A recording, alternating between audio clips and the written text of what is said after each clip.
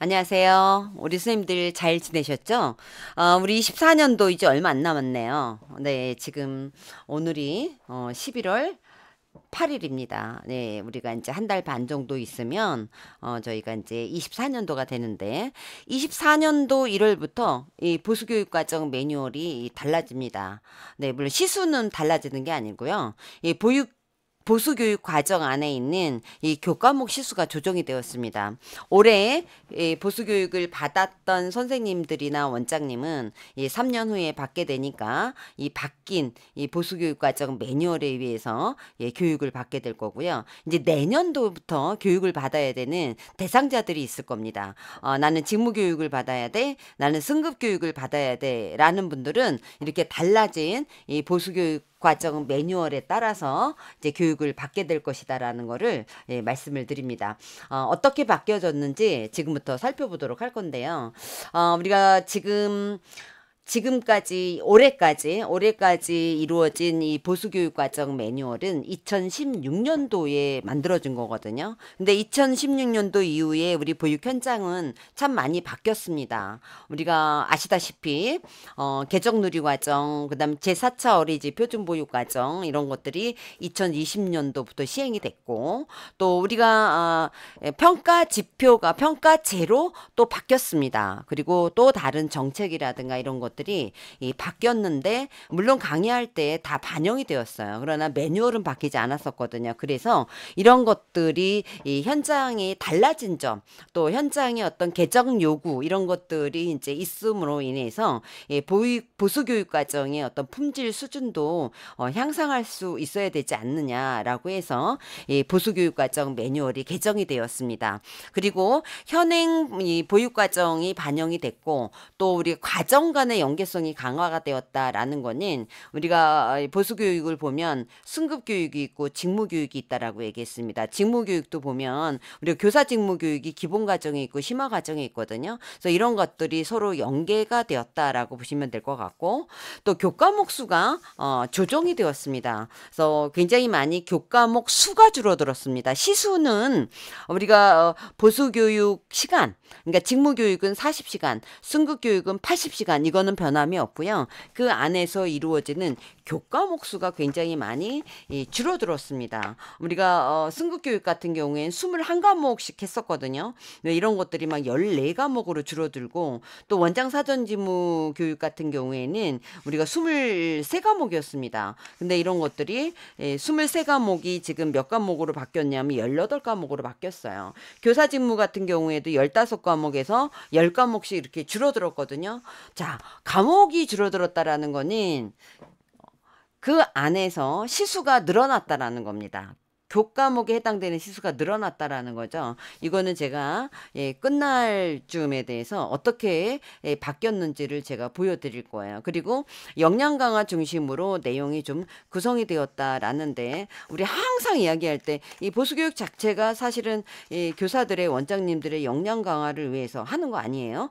그렇기 때문에 역량 강화를 지금 하고 있어, 어떤 과목이든. 그런데 여기서 얘기하는 우리 이 역량 강화 중심의 내용으로 구성이 되었다라고 우리가 보시면 될 것 같고요. 이게 다양한 그 교육 방법을 도입을 했다라는 거예요. 그래서 이 직무 수행 능력이라든가, 또 우리가 미래 대응 역량을 강화하는, 그래서 실전 기술 적용을 높이기 위해서 이 교과목이 새롭게 구성이 되었다라고 보시면 될 것 같아요. 뭐 그렇게 이야기를 하고 있습니다.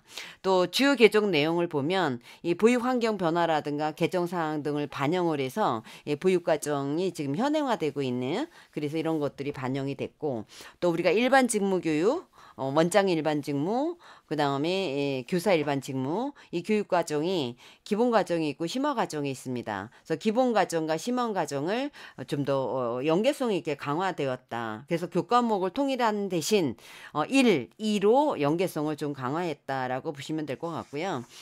교과목 수가 지금 줄어들었다라고 얘기를 했습니다. 그래서 교과목 수가 줄어든 대신 교과목에 해당되는 시간은 늘어났다라고 보시면 됩니다.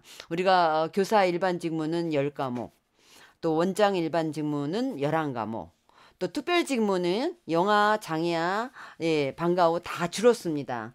또 우리가 승급교육 14과목, 또 원장 사전 직무 18과목 이렇게 해서 줄어들었거든요. 그래서 이런 부분은 다시 과목을 제가 설명을 하면서 말씀을 드리겠고요.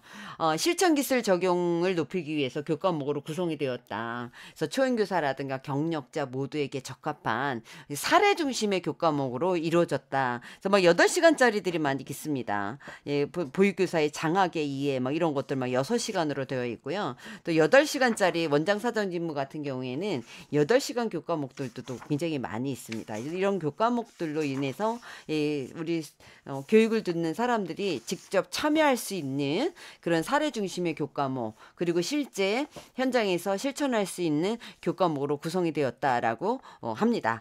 또 다양한 교육 방법으로 우리가 보수교육이 이루어질 수 있도록, 그래서 그런 어떤 다양한 교육 방법을 통해서 직무 수행 능력이라든가 미래 대응 역량을 강화하기 위해서 워크숍이라든가 또 사례 발표, 또 모델링의 수업, 또 사례 분석, 또 토론을 하는 방법, 또 브레인스토밍 방법, 이런 다양한 방법으로 교육을 하라는 겁니다. 또 온라인, 오프라인 병행 학습을 위한 블렌디드 러닝이라든가 또 에듀테크 기반 교수학습 방법, 이런 다양한 교육 방법을 통해서 직무 수행 능력을 좀 길러주고, 또 4차 혁명 시대의 보육교직원의 역량을 강화하는 그런 의미로서 개정이 되었다라고 합니다. 보수교육과정 매뉴얼은 우리가 한국보육진흥원 홈페이지에 우리가 탑재가 되어 있습니다. PDF 자료로 올라가 있고요. 저는 책자로 받았거든요. 네, 그래서 우리가 궁금한 사람들은 보시면 될 것 같아요. 특히 이제 내년도에 24년도부터 직무교육을 받아야 되거나 또는 승급교육, 원장 사전 직무교육을 받아야 되시는 분들은 좀 참고를 해주시면 좋을 것 같고요. 이미 이 교육을 올해 받았던 분은 이렇게 바뀌었구나.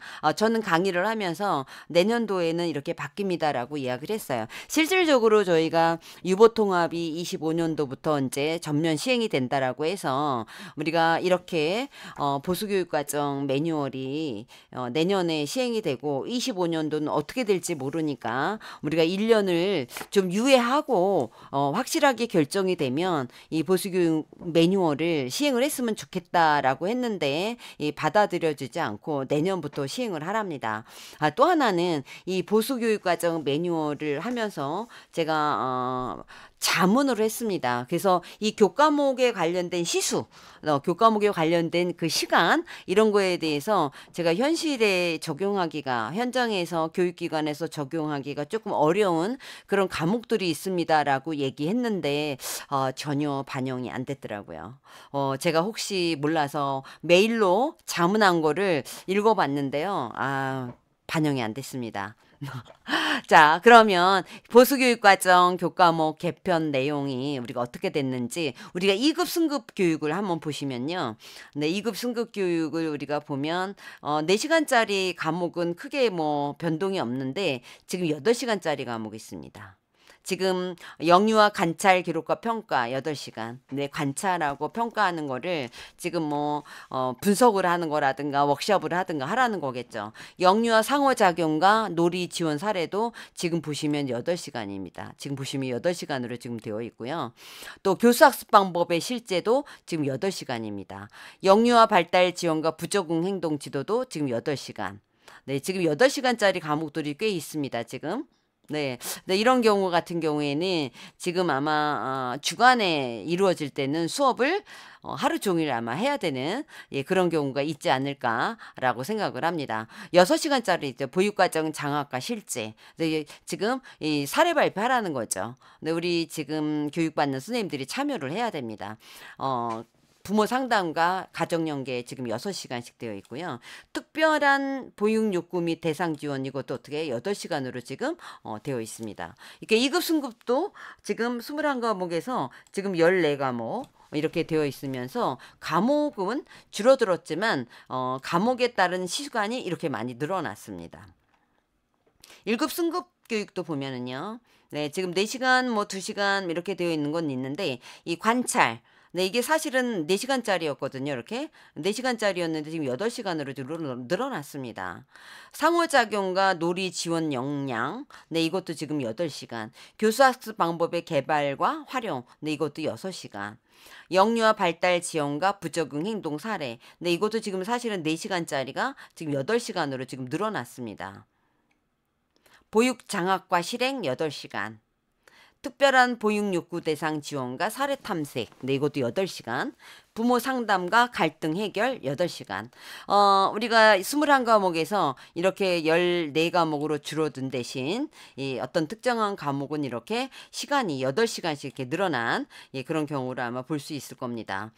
보육교사 일반 직무 기본 과정입니다. 지금 시수가 저희가 15과목에서 10과목으로 조정이 된 대신 시간이 그 안에서 또 조정이 됐습니다. 그래서 4시간짜리들은 있고요. 40시간짜리니까 부적응행도 지금 어떻게 해요? 8시간으로 지금 늘어났습니다. 네, 이렇게 지금 늘어난 거를 우리가 보실 수 있고요. 심화과정도 마찬가지입니다. 심화과정도 보면 4시간 이렇게 되어 있는데 영유아 발달 지원과 부적응 행동 지도 8시간. 우리 아까 뭐라고 했냐면 연계 있게 되어 있다라고 했죠. 기본과정에 영유아 발달 지원과 부적응 행동 지도 1, 심화과정에서는 부적응 행동 지도 2 이렇게 지금 되어 있다라는 거예요.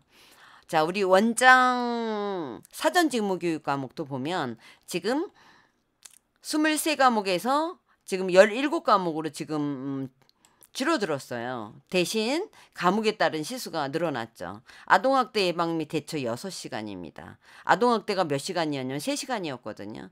우리 보육교직원이 해마다 들어야 되는 의무교육 중에 하나가 아동학대가 있습니다. 근데 그거 알아야 되죠. 이 아동학대에 관련된 과목은 계속 지금 아마 강조가 되고 있을 거고요. 우리가 해마다 듣는데도 불구하고 또 들어야 되네. 6시간이나 됐습니다. 늘어났습니다. 아이고, 그리고 어린이집 조직관리와 리더십 6시간입니다. 어린이집 재무회계관리 지금 6시간 늘어났고요. 또 어린이집 발달 지원과 부적응 행동지도 6시간. 보육교사 장학에 의해 6시간. 원장 사전 직무 교육에서도 이렇게 지금 과목에 따른 시수가 늘어난 걸 볼 수 있고요. 원장 직무. 네, 원장 직무는 크게 지금 뭐 1시간씩 늘어나서 과목이 지금 16과목에서 11과목으로 줄어든 대신 시수가 조금씩 늘어났습니다. 여기 과목에 따라서 조정이 됐고요. 네, 심화도 마찬가지입니다. 이렇게 해서 지금 조정이 된 거를 우리 선생님들이 아마 보실 수 있어요.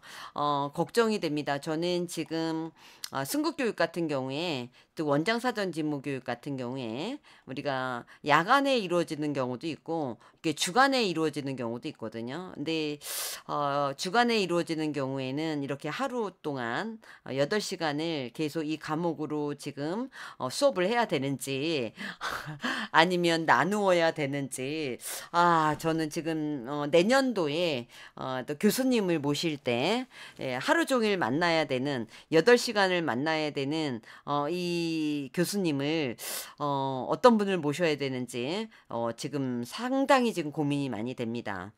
교육을 받는 우리 선생님과 원장님들이 도움이 돼야 되고 또 8시간을 보고 있자면 또 지루하지 않아야 되고 물론 우리 선생님들이 원장님들이 직접 참여해야 되는 그런 어떤 다양한 방법으로 이루어지기는 하지만 능동적인 그 선생님들이 교육받으러 와서 적극적으로 이렇게 워크숍을 할 때, 사례 발표를 할 때, 브레인스토밍을 할 때 적극적으로 참여해 줄 수 있을지, 네, 이 부분도 사실은 지금 상당히 지금 고민이 되는 부분 중에 하나입니다.